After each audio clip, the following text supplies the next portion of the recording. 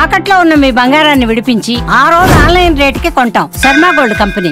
మన దేశానికి స్వతంత్రం వచ్చి 79 ఏళ్లు అవుతున్నా ఇంకా అటవీ ప్రాంతాల్లో నివసించే గిరిజనులు అట్టడుగు స్థాయిలోనే ఉంటున్నారు. వారి కట్టుబాట్లు, ఆచార వ్యవహారాలు అలాగే కొనసాగుతున్నాయి కదా. 2 రోజుల బిడ్డతో పరీక్షకు హాజరై తొలిసారి సివిల్ జడ్జిగా ఎంపికన చరిత్ర సృష్టించింది ఓ సాధారణ గిరిజన యువతి. ఎంతో మంది ఆదివాసులకు ఆదర్శంగా నిలిచిన ఆ మహిళ తమిళనాడుకు చెందిన శ్రీపతి.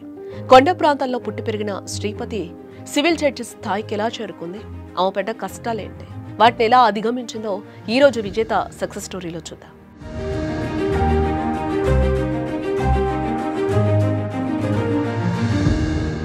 క్యాంటీన్ లో ప్లేట్లు కడిగిన సంజిత్ కొండ ఇప్పుడు కోట్ల రూపాయల వ్యాపారం చేస్తున్నాడు. గేదెల షెడ్డు వేసిన ఎంఎస్సీ స్టూడెంట్ అక్షయ్ ఇవాళ బెంజ్ కార్లో తిరుగుతున్నాడు. 3 అడుగులు ఎత్తు కూడా లేని ఆర్తి డోగ్రి ఐఏఎస్ కొట్టి రాజస్థాన్నే వణికిస్తోంది.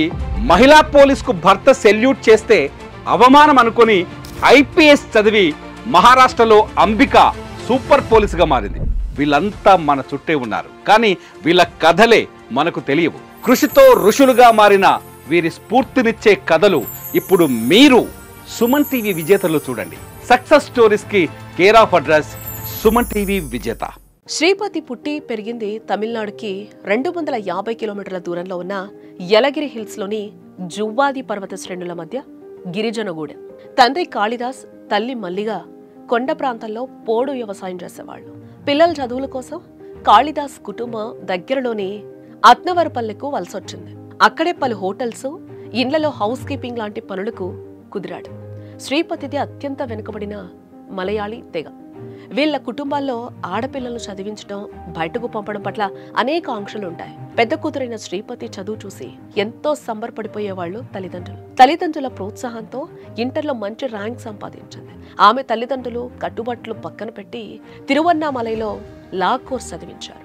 అప్పటి నుంచి బంధువుల నుంచి తీవ్ర వ్యతిరేకత మొదలైంది. హాస్టల్లో ఉండడం ఏంటి, కాలేజ్ చదువులేంటి, పెళ్లి చేయరా అంటూ బంధువులు, కుల పెద్దలు శ్రీపతి తల్లిదండ్రులపై తీవ్ర ఒత్తిడి తీసుకొచ్చారు. ఒక దశలో గూడెం వదిలి వెళ్లిపోమని కూడా వాళ్లు బెదిరించారట. శ్రీపతికి పెళ్లి చేసి అత్తారింటికి పంపించాలని కుల పెద్దలు నిర్ణయించారు. చేసేదేం లేక శ్రీపతి తల్లిదండ్రులు వెంకట్రామన్ అనే వ్యక్తితో పెళ్లి జరిపించారు. కానీ పెళ్లైనా భర్త నొప్పించి తన చదువు ఆపలేదు. డాక్టర్ బిఆర్ అంబేద్కర్ లా విశ్వవిద్యాలయంలో పీజీ చేసింది. ఈ క్రమంలోనే సివిల్ జడ్జి ఉద్యోగుల భర్తీకి Tamil Nadu public service commission notification విడుదల కావడంతో పరీక్షకు దరఖాస్తు చేసింది. అంత హ్యాపీ అనుకున్న లోపే మళ్లీ కష్టాలు మొదలయ్యాయి. శ్రీపతి గర్భవతి. సరిగ్గా పరీక్షల సమయానికి డెలివరీ అయ్యే పరిస్థితి. ఏం చేయాలో అర్థం కాలేదు. కన్నీరు పెట్టుకుంది. అప్పుడే తల్లిదండ్రులతో పాటు భర్త కూడా ధైర్యం చెప్పారు. ఎన్ని కష్టాలొచ్చినా ఎగ్జామ్స్ రాయించే బాధ్యత నాదని వెంకట్రామన్ భరోసా ఇచ్చాడు. భర్త ప్రోత్సాహంతో శ్రీపతి దీక్షగా చదివింది. గతేడాది నవంబర్ 27న శ్రీపతి 12 పాపకు జన్మనిచ్చింది. నవంబర్ 29న 250 కిలోమీటర్ల దూరంలో ఉన్న చెన్నైకెళ్లి పరీక్షకు హాజరైంది. పాప పుట్టి 2 రోజులైంది. బాలింతరాలు. అంత దూరం ప్రయాణించడం ప్రాణాలకు హాని అని కూడా వైద్యులు చెప్పారు. ప్రాణం పోయినా తాను పడ్డ కష్టాన్ని ఊరికే వదిలే ప్రసక్తి లేదని చెప్పింది. తల్లిదండ్రులు, భర్త సహకారంతో పసిగుడ్డుతో ప్రయాణం చేసి పరీక్ష రాసింది. రాత పరీక్షలో ఎంపికై ఇంటర్వ్యూలో అర్హత సాధించి జూనియర్ సివిల్ జడ్జిగా ఎంపికైంది. రాష్ట్రంలో ఈ ఉద్యోగం సాధించిన మొట్టమొదటి గిరిజన మహిళగా రికార్డులకెక్కింది. తమిళనాడు ముఖ్యమంత్రి ఎంకే స్టాలిన్ ఆమెను స్వయంగా అభినందించారు. ఏపీ వ్యాప్తంగా ఆమె సాధించిన విజయం ఇప్పుడు ఎంతో మంది గిరిజనులకు స్ఫూర్తిదాయకం అయ్యింది.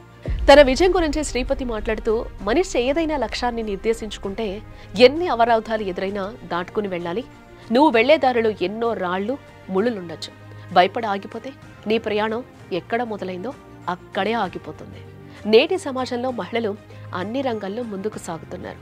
గిరిజన ప్రాంతాల్లో విద్యాసంస్థల పరిస్థితి దారుణంగా ఉంది. అయినా నేను ఆ కష్టాలను అధిగమించాను. ఈ విజయానికి తల్లిదండ్రులతో పాటు నా భర్త ఎంతో సహకరించారు. గిరిజన సంప్రదాయాలు, కట్టుబాట్లకు కట్టుబడి ఉంటే నేను ఈ స్థాయికి చేరుకునేదాన్ని కాదు. చదువుకునే సమయంలో ఎన్నో ఇబ్బందులు ఎదుర్కొన్నా ఇప్పుడు ఫలితం చూసి సంతోషిస్తున్నా. నేను ప్రతి ఒక్కరికి చెప్పేదొక్కటే, కష్టపడితే ఏదైనా మనకు దక్కుతుందని గర్వంగా చెప్తుంది శ్రీపతి. మరి ఈ గిరిపుత్రిక విజయంపై మీ అభిప్రాయాలు కామెంట్స్ రూపంలో తెలియచేయండి. మరిన్ని స్ఫూర్తినిచ్చే కథలు సుమన్ టీవీ విజేతలో చూడండి.